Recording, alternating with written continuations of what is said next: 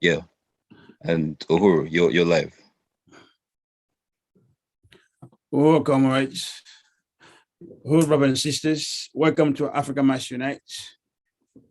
It has been,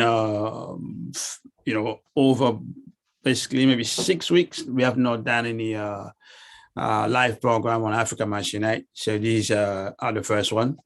And I also like to be self-critical because we started very late. We struggled in terms of sorting out the technological difficulties. But now this has been done. So welcome everybody. Welcome comrades. Welcome brothers and sisters. I'm Luwezi Kinshasa, the Secretary General of African Society International. This is the organization created by Chairman Omali Yeshitela in the United States to complete the international Black Revolution. So today we are going to review the coup that just happened in Guinea. And we're doing that for many reasons. One of the reasons is that we really want to, bridge the gap and the gap that might exist between African people, particularly in terms of colonial languages. If something happens in French-speaking country, unless it's really, really, really of greatest significance to the imperialists, it's a really profound crisis that they can't avoid, they all have to discuss. Then Africans who don't speak the language may not even know about it, might not even access, the lessons that we need to draw from that crisis. And vice versa, if something happens in English-speaking countries and people who don't speak that language might not even follow everything just because of the language barrier. And we follow, in doing so, we're just following the division of the world according to the white rulers. They're the one who introduced the colonial languages barriers amongst Africans. So those who speak Portuguese do not have access to those who speak English and French and things like that, and vice versa. And that's really not good for us. What needs to happen? We need to have access to each other, and that's really fundamental. This way we can learn from each other, we can organize together, and we can fight together, and we can free ourselves together. So I'm going to use some slides. I might not use all the slides, but I'll try to be as fast as I can so we can use those slides. And it's really fundamental that we do these kind of programs, these kind of studies, because we are living in a world defined by our oppressors.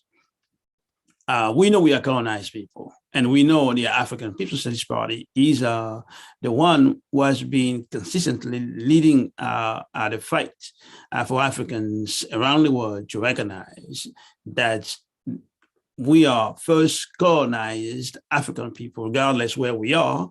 That has to be the primary identification we need to come to. We are Africans, and we are colonized Africans. We are not free. And what is referred to as countries or nations or states sometimes are not free independent states. They are not free nations or free country. They are not at all. And the imperialists use words like third world country just to obscure the reality that we are colonized people. They use a term like a developing country to mean, colonized people. And particularly younger people, they're used to it. They don't even make the connection anymore that it is our oppressors trying to define or to impose the definition to our reality. Instead of saying colonized Black people, they're saying developing nations. And when they refer to themselves, they use the words like a free world instead of an imperialist world, or colonizers or oppressor nations. No, they say free world. They use words like industrial world. Sometimes they use advanced, countries and things like that. And our job is basically to bring everything to the reality, open up the truth, let everybody understand that the world is split between oppressor nations and oppressed nations. That's the biggest split in the world. The oppressor nations are the colonizers, and they are the ones who are benefiting from the world economy based on colonialism, and that's really important for people to understand. So, and there's just something I want to say, before I use the slides. So whatever we're going to say makes sense, so people know what kind of world we are in. And also, we are in a period of intense, acute crisis of imperialist white power.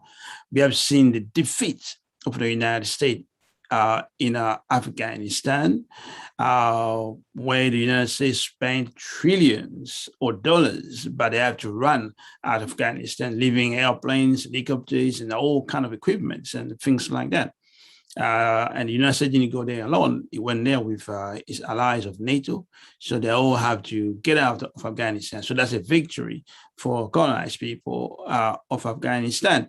We've seen crisis in many, many, many ways. Just lately, the French lost the contract that's supposed to give them $60 billion contract in building submarines, nuclear submarines for Australia.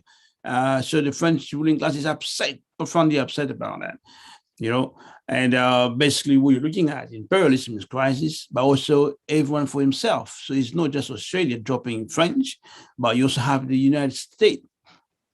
When they came out of Afghanistan, they didn't even take into consideration the interests of their allies. You have the British ruling class just got out of Brexit, everyone for himself. This is a trend, but we cannot ignore, because this is the fracture that exists within the imperialist centers, and it's good for us. So if everyone for himself, but then we, the oppressed, we, the colonized people, we have to unite, because the fracture has to be met with the maximum unity of Black people, so we can take advantage of the conditions that are opening up for greater struggles from the colonized peoples. So you have basically the whole situation is in crisis. Basically, nothing is steady, nothing solid. Everything is for grab. So that's the time we Africans have to get organized. So I'm going to use the slides regarding this crisis in Guinea. And Guinea basically is in West Africa, is one of, as you know, the countries created by our colonizers, particularly the borders inherited, some of them inherited directly from the Berlin conferences. Some of them basically, when the French, remember, when they conceded independence, they did not rule Guinea as Guinea. They ruled Guinea as a part of the, they used to call Western Sudan. So Mali, Senegal, Guinea, all these countries were one unit, just like the countries in Central Africa, like Gabon, Congo, Cameroon, was ruled as one unit too. It's only when it became clear to them that they couldn't rule in the same old ways. They have to make concessions. The African petty bourgeoisie and grant the flag independence that they definitely, created, these micro states like Togo, Gabon, and the rest of it. So I'm going to use the slide. So the first slide we're going to see. It's just a slide, basically. That's an introduction, basically, who I am, and also what I'm using. I'm using basically African internationalism. That's the philosophy of our party, for our movement. That's the vanguard philosophy theory for African liberation worldwide. And there is a philosophy developed by Chairman Omali Yeshitela. So that's the first slide that should appear in front of you. Yes, so I don't want to go too fast. I want you to be able to see those slides.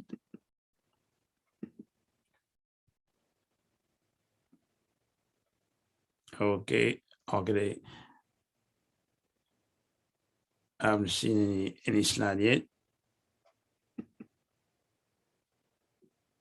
Uhuru. Yes, Uhuru, camarade. Yeah, if you can see the first slide.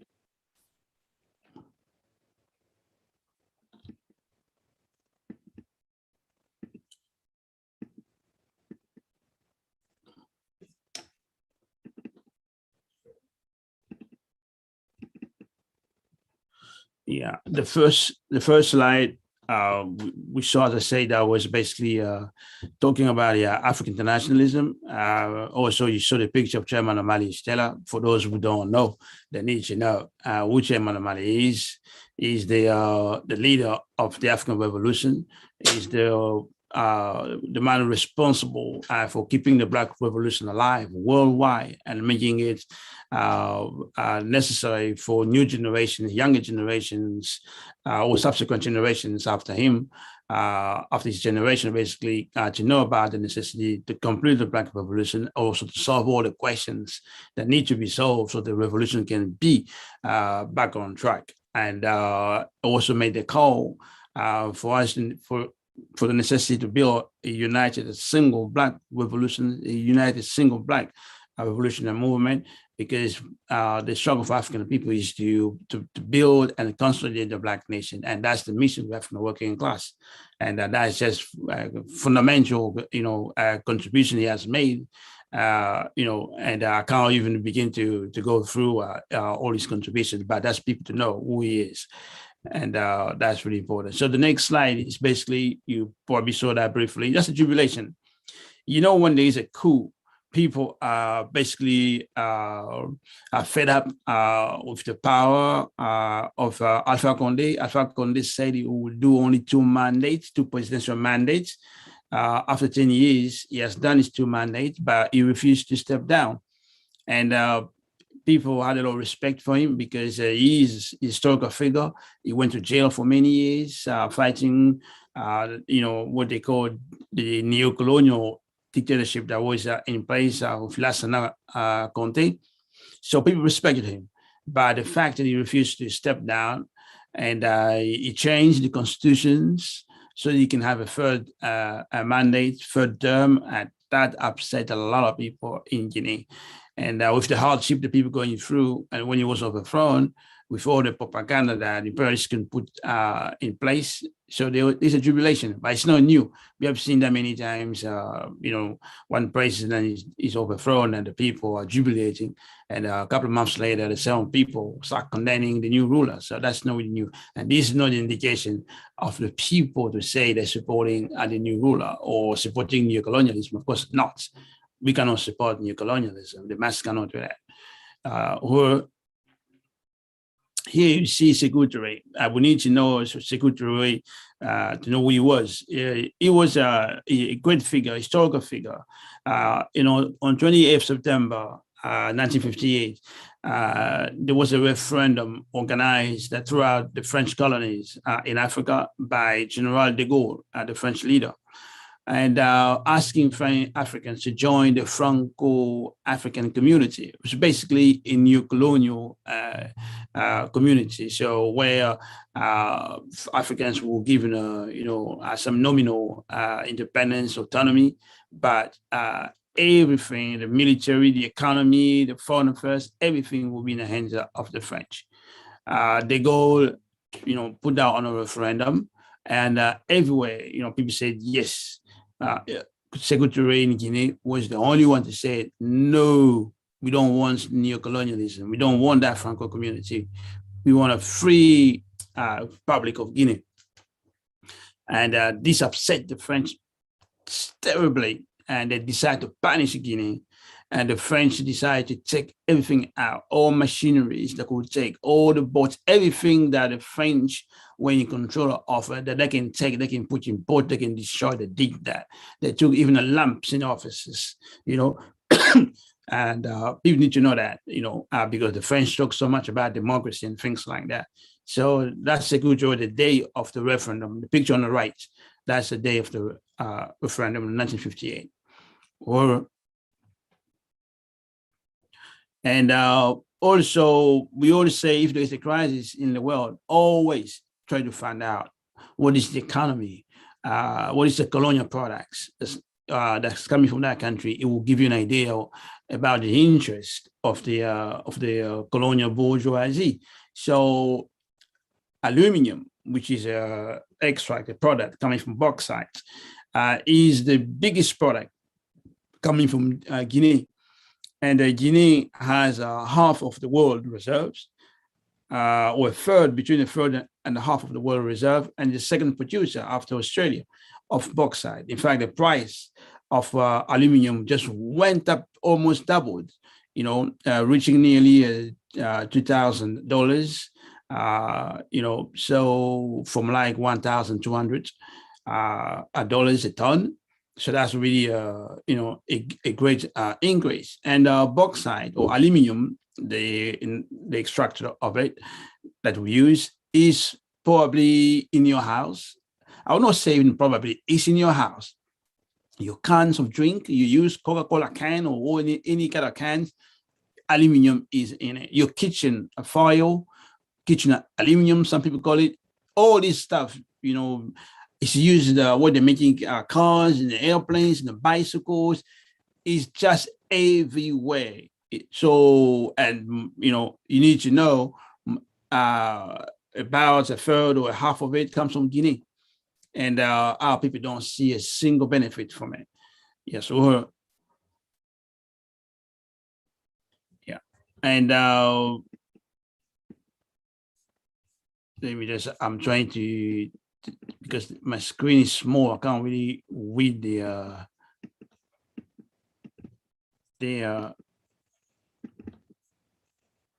I can't really read it. Yeah, I'm just trying to solve that. I can't read it. Okay, I know what I'll do. Since I can't read it like that, I might read it differently. Chers frères et sœurs, on avait commencé. Yes, just give me a second because I can't really read it. It's live, yeah.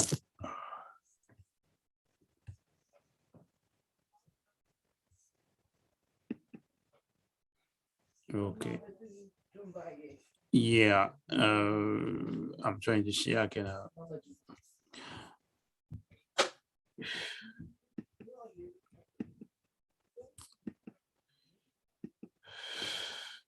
Yeah.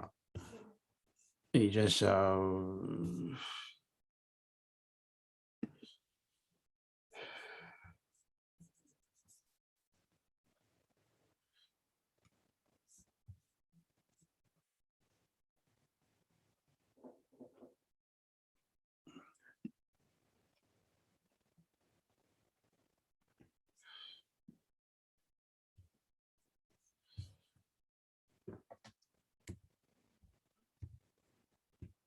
Okay, just yeah, almost there. Okay, I think I can now. I'm fine now. Yeah, okay, I'm fine now. Thank you. So, sorry, comrades, because the screen was just narrow in front of me, so small I couldn't read it, so I have to do something about it. So basically, Mamadi Doumbouya is the person responsible for the coup, and he was in the French Legionnaire regiment, and when you're a French Legionnaire, you like a mercenary. They recruit foreigners. They're French part. They're also French white people joining, but I get foreigners. For you to be a French citizen, you go be basically. The reward is that they give them French citizenship if they become French legionnaire. And I don't know why why Mamadi Doumbouya joined, but he was a French legionnaire. And these are people who are trained to fight and die for France. And this is the guy who made the coup. And it was Alpha Condé himself, apparently, who called him back to come to Guinea so he can be in charge of special forces that Condé set up with the help of the French. So Alpha Condé, the president that has been overthrown, is a victim of his own policy. He's the one who trusted the French to train special forces under the leadership of a French legionnaire who, comes to be Mamadi Doumbouya, who just took power, some 2 weeks ago. And that's really just fundamental to understand, So this guy, Mamadi Doumbouya, cannot speak the truth. To speak the truth, you have to take a stance for the poor people, for the African working class. You have to speak against the oppression of Africans. You have to speak against the colonial domination of Guinea and things like that. And he cannot do that. So what he did, he promised to put an end to mismanagement, to corruption, things like that. And he's freeing some of the political prisoners. But that's not new. There is another general, Lansana Conte, who came to power in 1984. He did exactly the same thing. He emptied the prisons before refilling them again. And he also promised to end mismanagement, corruption, things like that. And he just did the opposite. So, and we just want Africans to know, this Mamadi Doumbouya is no different from Museveni, Kagame, Tshisekedi, Kenyatta, and the others, in the sense that they have no loyalty to the African people or to Africa or to the African nation. The loyalty is to colonial capitalism and to the African petty bourgeoisie and white powers that help them to be in power. They have no loyalty to our people. That's really just what I want to say.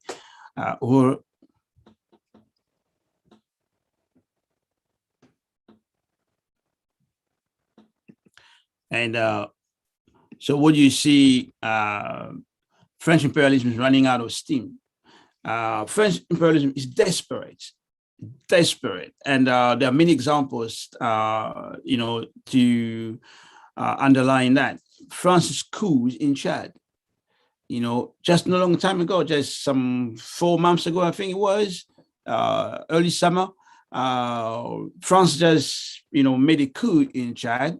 They surely contributed to the death of Idriss Déby and replaced him with his son. And Macron, the French president, went himself, to sort things out in Chad, and he was there, during the funeral in the front, to support the new ruler of Chad. This upset a lot of people in Africa, that he was in complete disregard of the procedure of Chad's constitutions. If the president dies, how you should go about it to appoint a new ruler. France didn't care about that, imposed the son of Idriss Déby. His name is Mohamed Déby, who is not the president. And remember just the coup in Guinea. You go French wars in Mali, Central African Republic, in the Sahel. And Sahel, when I say war in Sahel, that means 5 countries in Sahel are involved. So France is almost everywhere. While they're there, maintain status quo, maintain French interests, control of our minerals, from gas, uranium, copper, you name it, and France was part of the UK and US alliance to overthrow Muammar Gaddafi in Libya, and Libya is in a mess, as you all know. And France is really upset just because they lost contract to the US in Australia regarding the nuclear submarines. All these are just examples of how French imperialism is in disarray. Africans need to be aware of that. In Central African Republic, for example, French imperialism is in disarray because the Russians are there. The Russians are becoming influenced. They're becoming influential in Central African Republic. And should the French lose, and they're losing in Central African Republic, this is going to have repercussions throughout all of Africa, because the African petty bourgeoisie, the Pan-Africanist sector of the African petty bourgeoisie, they're calling publicly, even militantly, they're making even videos calling for an alliance between African president, African government, and the Russians. It's no secret. They're calling for that alliance at the expense of France. And so also regarding Alpha Condé, he's being presented as a socialist. He was a part of something they call French internationalism, or they call it Socialist International. We just want people to be clear, this has nothing to do with ASI, with the African Socialist International created by Chairman Omali Yeshitela. Nothing to do with it. The Socialist International of Alpha Condé and Francois Hollande is a sellout international. It's international of the bourgeoisie in alliance with the African petty bourgeoisie to maintain colonialism, to maintain the status quo. You know, you get the red flag to fight the red flag. That's what basically they're doing. Because we know very well Condé is not revolutionary. Alpha Condé, the one who just lost power, is African petty bourgeoisie. Hollande, François Hollande is not revolutionary. Is a French left-wing colonial capitalist. And people have to be clear on that. You know, in France, the split between the right and the left is quite serious kind of stuff. And people on the left tend to think of themselves as progressive, as revolutionary. No, they're just the French colonizers, the French colonizer and the right colonizers. That's all. We have to be clear on that. Or I think I'm going to try to be fast. There are many slides to go. As I said, I might not use all the slide. So the next slide you just see you're looking at is basically when we say neocolonialism is not working. Yeah, that's what you should read. Neocolonialism is not working for African nation. You know, from Guinea to Haiti. When you hear crisis, you see crisis in Haiti or see crisis in Guinea or elsewhere. You know, looking at you know, economic system set up by Africans for Africans. No, you're looking at a colonialism or currently neocolonialism. It does not work for us because we are the ones who provide labor, we provide raw material, we provide our sweat, our knowledge, our culture to be consumed by colonizers. So nothing's produced essentially or strategically for us. We have to be clear on that. Neocolonialism must go. It's not working. The picture you have in front of you, you have the space shuttle, you know, in the US for the NASA. They use a lot of aluminum because aluminum is a great engineering material. So lots of it is used when they're making this stuff. But when you go where that material came from, aluminum came from, like in Guinea, deforestation, an assault on the ecosystem in Guinea. You know, I can't begin to tell you about that. You can do an all-day program about the consequences of the exploitation of the looting of bauxite or aluminum in Guinea. So destruction of the environment. So there is nothing to gain from that.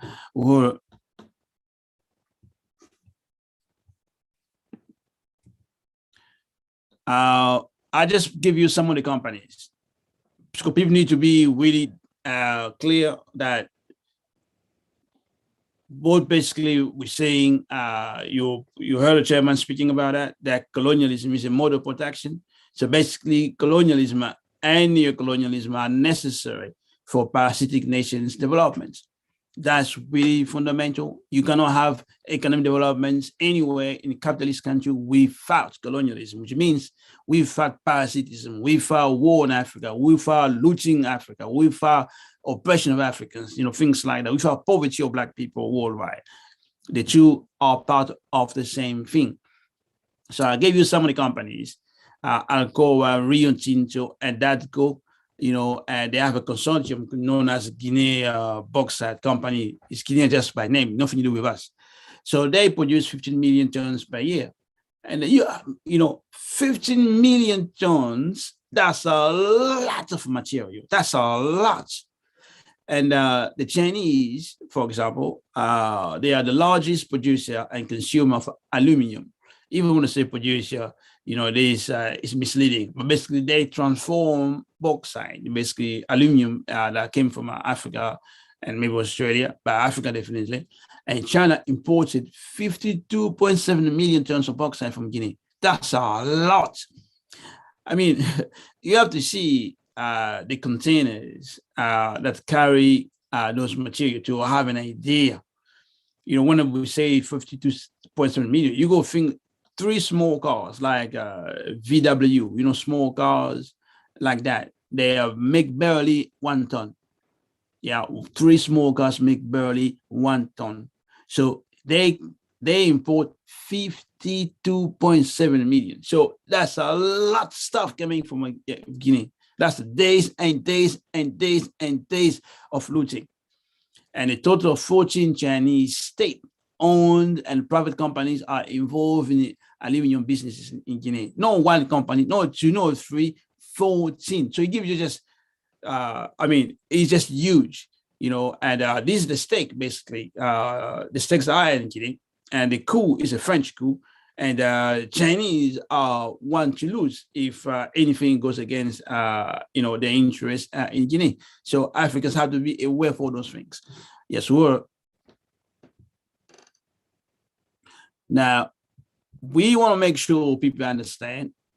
We did a program yesterday in French, and I hope a lot of people in Guinea will have watched that or reached out to them. But just for all Africans to understand that we're looking at a phenomenon, because you always need to know the beginning of what you're looking at. What's the contradiction? What the problem you're trying to solve? Otherwise, you won't be able to solve it if you're just looking at the problem as it is.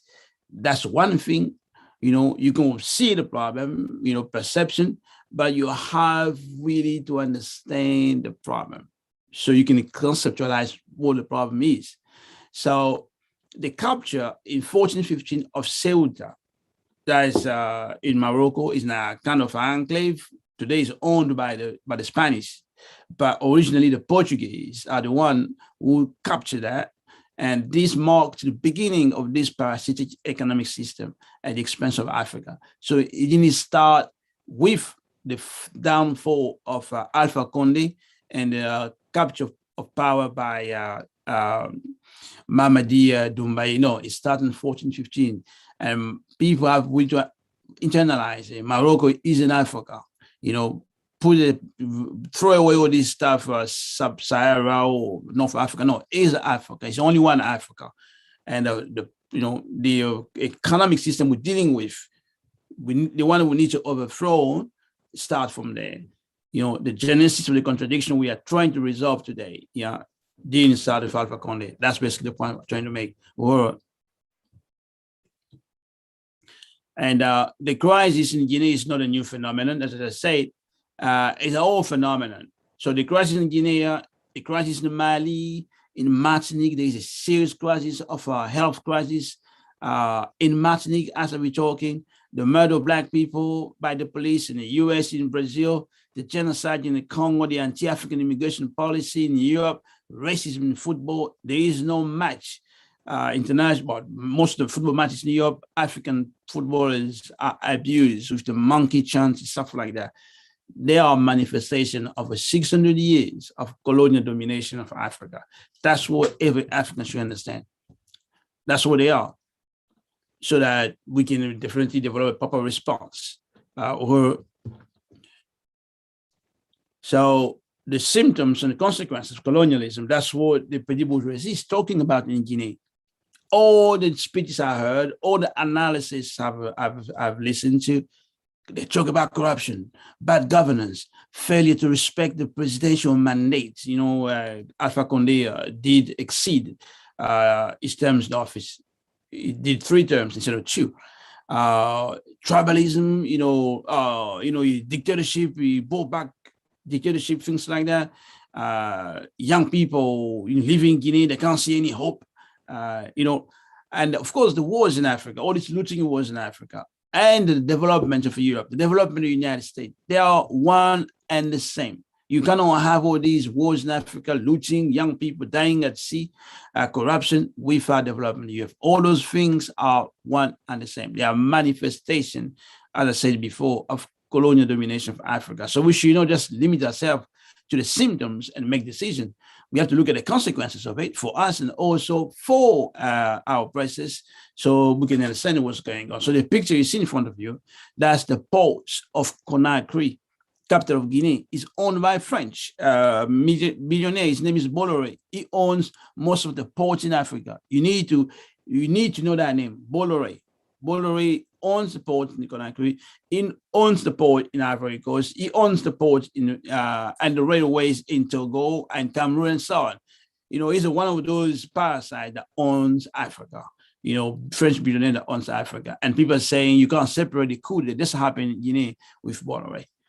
Yes. So we don't have a Guinea problem, but what we have is a universal colonial problem. I might even say universal neo-colonial problem. It's universal. Wherever we are, that's the problem we have. We have the African petty bourgeoisie working with our oppressors who have confiscated our future, our Africa. And you can see the images. You recognize some of the most famous African petty bourgeoisie.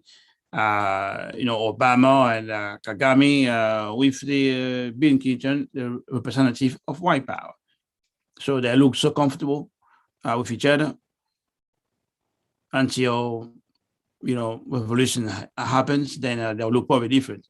And as I said earlier, Guinea is the world's second largest producer of bauxite. Not for us, but for the benefit of the dominant nations, oppressor nations. And you're talking about dictatorship, that's a really dictatorship. Everything that happened in Guinea economically is a dictatorship of the white bourgeoisie. But the press kept talking of the dictatorship of Alpha Condé, but they don't say the dictatorship of the multinational companies, of the stock metal exchange where metals are sold, they fix the price, that's dictatorship. And things like that. And the price of a bauxite that jumped, because of the coup, from $1,500 in January, it went to almost 2,800, almost double, as I said earlier on. That's because the fear that the Africans, might do something, but that fear will become reality when the African working class captures powers. Then we will fix the price of everything. That will be really the real fear. But the question is how to end this universal economic domination of Black people, of which Guinea is a part of. How do you end the oppression and domination of Guinea? Is a universal problem for Black people. It's a universal economic question. Is that what we call the African question? How do we end the domination of our people, of our continent? Everything we do must be linked to that. So as we say, there is no Guinea problem, there is no Guinea solution. And of course, we say the answer is international African revolution, African internationalism, African Socialist International. That's the solution. The African petty bourgeoisie wasting your time telling you, we have to be more transparent. We need credible elections. We need good governance. We need investors. All kinds of this BS you're going to hear all day. No, we're saying we need a revolution. We need an African international revolution. But you can't do that without having a party without having the vanguard party. That's why you see the logo of the party in the slides to begin to tell people that party exists. And that party has to be part of your life because it's the future. If they're going to be any future for us, it begins with having a revolutionary party whose mission is to unify Black people, to complete the Black Revolution in the 60s and create a Black power state. That's the mission of such party. And that's basically why we're trying to let you know that party exists. The petit bourgeois, that's a really important point. Because people ask about Sekou Touré, people say, they're trying to understand why we're talking about the colonial question a lot. Some of the questions we got before at the meeting. We want people to understand that the petit bourgeoisie came to power in Africa with flag independence or nominal independence. That's when you need to understand the Caribbean and where Africans live as a domestic colonies. They became often the president, governor, chief of police, and things like that. So it's the class of the petit bourgeoisie that got elevated into the administration of colonialism. It's not that that class became greater or elevated by destroying colonialism, replacing with African economy. No, that class was elevated into the structures, into the management of colonialism for the benefit of our oppressors. Although there were exceptions like Nkrumah, Lumumba, and Sekou Touré to a certain extent in the beginning, because they identified with the masses, with the African workers, with the revolution. But they didn't go to power with revolutionaries. They went to power with the African petty bourgeoisie. It doesn't matter how far they try to radicalize the petty bourgeoisie in the government, but in final analysis, those governments, particularly Nkrumah and Lumumba, were overthrown, and then the Africa leaders created the African Union, which basically was a consolidation of African petty bourgeoisie rule, of which Sekou Touré himself also was a part. People need to understand that, which means that there was no independent development. There was no anti-colonial government anymore in Africa after the downfall of Nkrumah. People will need to understand that. And also, people need to understand that the flag independence was also a serious tactical move made by our oppressors. They used the flag independence to block the revolution. Now you don't need to be revolutionary. Now you don't need to look for revolution. Now you have your independence, you have your own nation, you have your country. Now try to develop. That was the language used. That's what basically we were told. Now you have your own flag. Everybody has to work to develop their own country.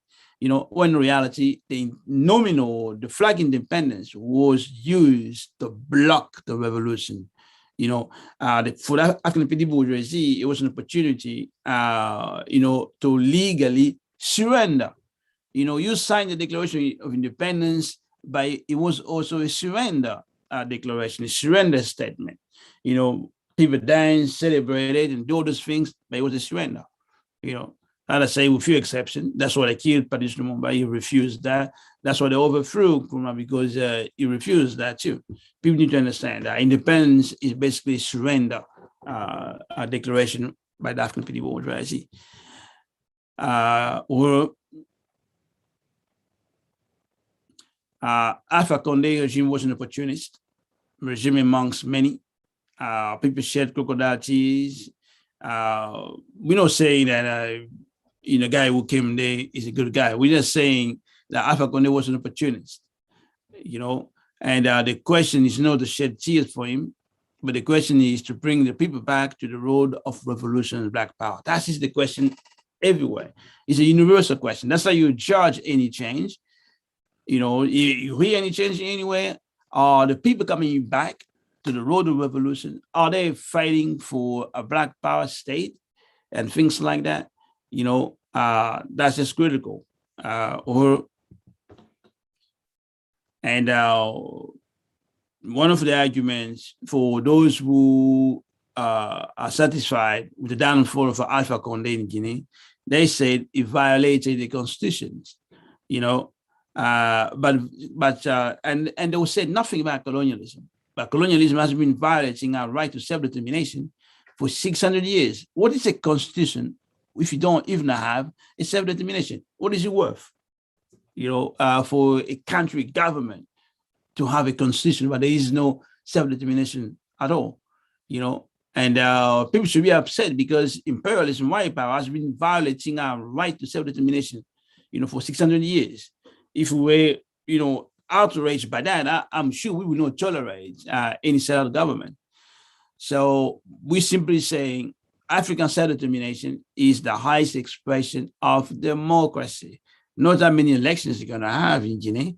African self-determination is the highest expression of democracy. And none of the politicians in Guinea of the African petty bourgeoisie is calling for African self-determination. No one, Yes,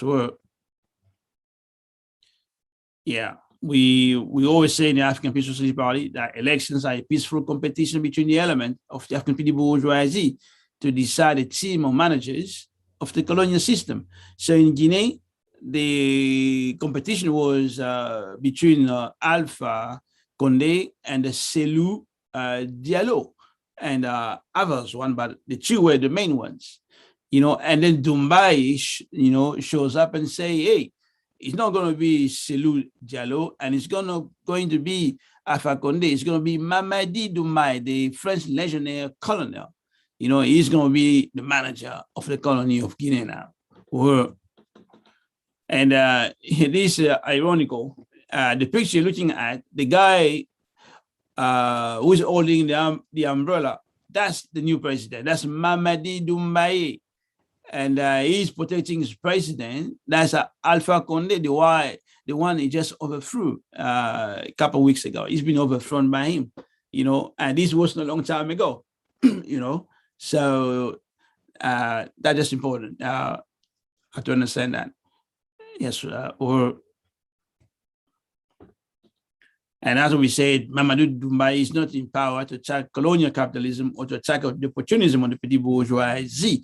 And he made a speech, he said clearly he's not going to touch on mining contracts. So basically, he will not disappoint the imperialists, those who own the contract, those who own the mines, those who own the mine in Guinea.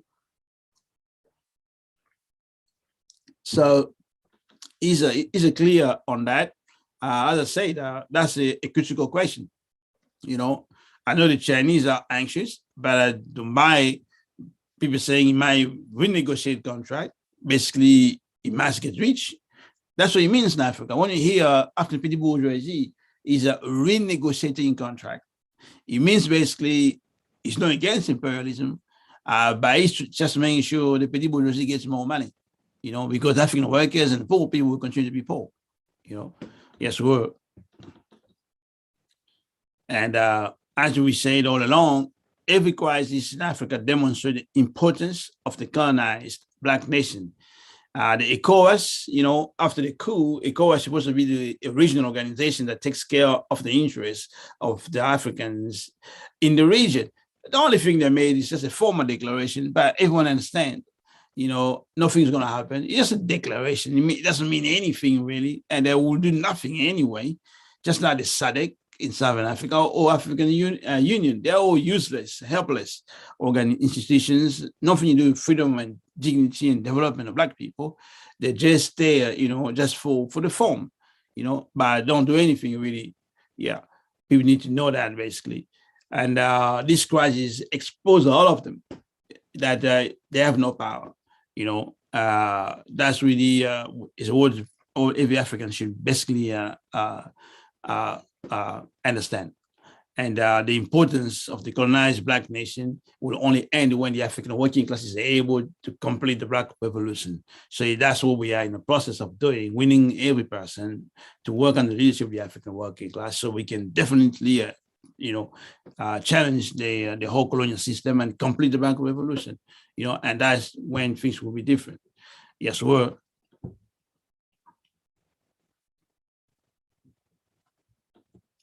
Now, what we have here, the struggle is to realize, to achieve Black international power. I think I already say that all along, because what imperialism does in that part of Africa, everything is looked and seen. They have contaminated our brains so much that everything is looked through the lenses of tribes.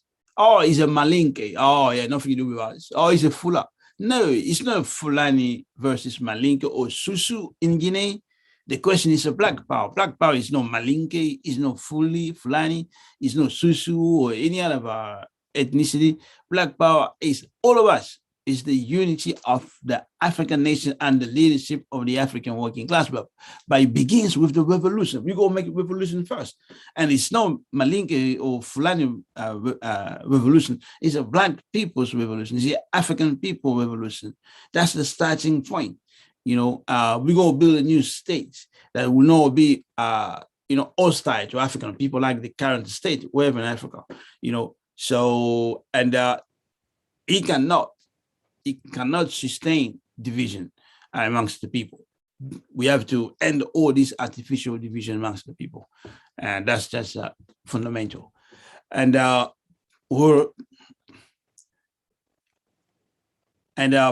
of the struggle is to achieve unity of the Black nation, because unity is key. Unity is key. When you unite, we are undefeated, we're going to be, we can't be defeated. That's what I'm looking for. So the struggle is to achieve unity of the Black nation. That's a key factor. If we're going to win, we have to be united. That's why everybody has to fight against fragmentation, division, and dispersion of the Black nation. It does not serve us. It serves only our colonizers to keep us in bondage, to keep us under control. That's how we need to break down all the barriers between the people and all united in the struggle for African self-determination, in the struggle for Black power, and in the struggle to put the power back in the hands of the African working class. That's obviously is what we need to do. Or yeah, the next slide basically. That's the point 11 of the African People's Socialist Party platform. We want the US and international European ruling class and state to pay African people for the centuries of genocide, oppression, and enslavement of our people. You should listen to the news about Guinea. Guinea is poor, mismanagement, the ruling class, basically the Alpha Conde's clan stole the money. Yeah, he stole the money, but he's not the only one who stole, who loot from Africa. All the French companies, the US companies, the Australian companies, the Chinese companies, they all took and they continue to take wealth from us at the price they determine, they fix. They all owe us money, they all owe us resources. So the question of reparation must become a key part or a key reality of the mass movement in Africa, and particularly in West Africa. In Guinea, you cannot talk about mass movement or democratic movement without the question of reparation. And that's basically the call we're making to African young people in Guinea to join us so we can build a party where you are on the ground in Guinea so that we can massify the reparation demand, and in the meantime solve the problems of the revolution in terms of organizing. So that's basically some of the things we've been saying. Yes, next one. Of course, the demand for reparation is a demand for the African working class. Look at us, with this shovel, back-breaking jobs, no drinking water, no electricity, and things like that. But our raw material come to France, that's what it allows France to do, or Germany to do. So reparation is a just demand, and we say it's a demand of the African working class. The workers in Africa starve, and they starve. Why? Because they need to produce raw material for a nationalized nation or nationalized a country. That's just fundamental for Africans to understand that. So the call for democracy is the call for reparation. We want all our wealth back so the workers can have access to wealth too. They can enjoy wealth too. That's really fundamental. And winning our people to resume the anti-colonial political position, anti-colonial struggle. Yeah, the struggle in Guinea is anti-colonial struggle. It's a struggle for African unification, which is struggle. It's an anti-colonial struggle. It's a struggle to overthrow colonialism as a mode of production in our lives, basically in Africa and wherever we are located. So we have the point 12 of the African People's Socialist Party. We want an end to the vicious and self-serving US and Western Europeans' political, economic, and military interference in the affairs of Africa and African people throughout the world. The bourgeoisie and African bourgeoisie can't do that. It's only us, the workers, who can do that. Only us, the working class, can mobilize African people in a trajectory that definitely demand that imperialists to be kept out of our lives, out of Africa. That's just a strategic demand. Yes,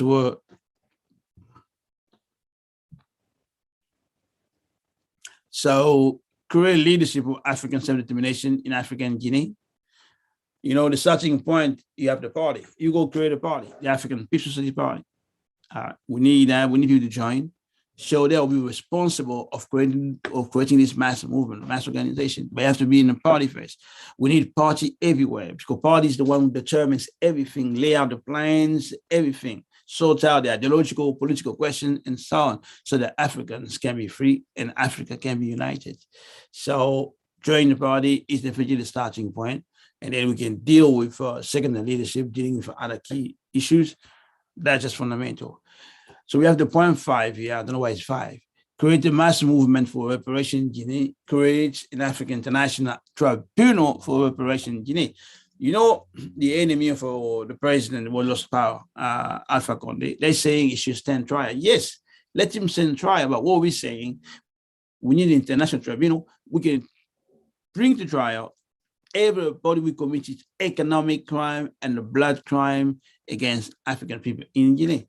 And economic crimes, we got many. We got many companies that went to Guinea and exploited Guinea terribly, leaving our people destitute. So we need definitely to bring the oppressors to our own courts. That's a critical question. It's no small thing. Yes, we're. Yeah, and I say put the colonial system in the dock.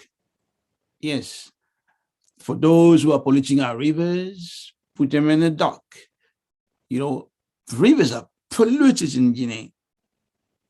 You know, and for those who are looting our wildfire resources, bring them to book. They have to be at the judge tribunal. You know, and we can name many examples of people who have committed crimes against the people. The African petty bourgeoisie, they surrender to the bourgeoisie is a crime against the people. You know, so these are some of the things that I can say in terms of putting the system in the dock. Who next? My generation grew up, you know, hearing of International Monetary Fund and the World Bank. They were every day on the radio, every day on the TV, in schools that talked about that, these institutions that come to Africa to help us, which was just the opposite. They came to Africa to get capital. Aluminium is a capital, gold is a capital, diamond is a capital. It's a part of what makes capitalism, you know. But we were told that the oppressor will bring capital to us. No, they just come to lend us money they took from us in the first place, you know. So that's just fundamental for us to take that really seriously. So we want IMF and World Bank to pay African people in Guinea and throughout the world. But in Guinea, we need to have also those domains, you know, dealing with the operation question. But you need to begin by joining the African People's Socialist Party. That's really the starting point. So you can have a central leadership that will deal with all these, some of the issues we mentioned. The question of a person is one. So it is essential that Guinea receive reparation from the French colonizers. That is, you can't underplay that, you know, and things like that. So multinational that got richer with our resources in Guinea must pay reparations.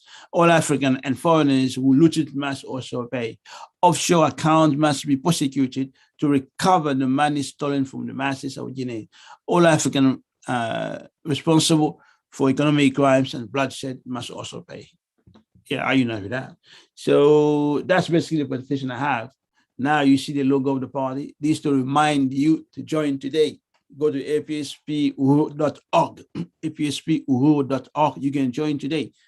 That's why we kept this at the end, just to remind everybody. The presentation I made is African internationalist presentation.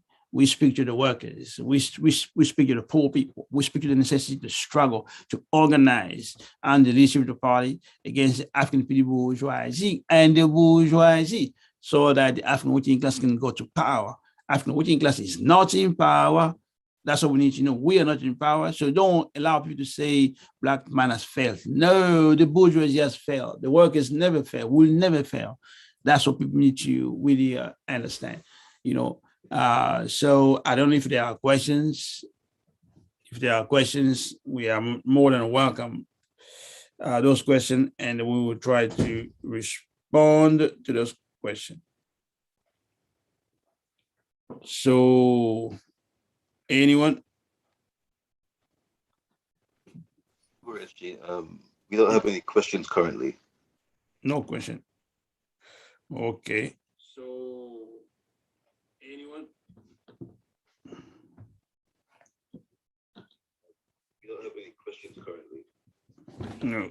Okay. So. Okay. So, if there are no questions, I see there are comments. Okay. Okay, so people know where to go if they want to join.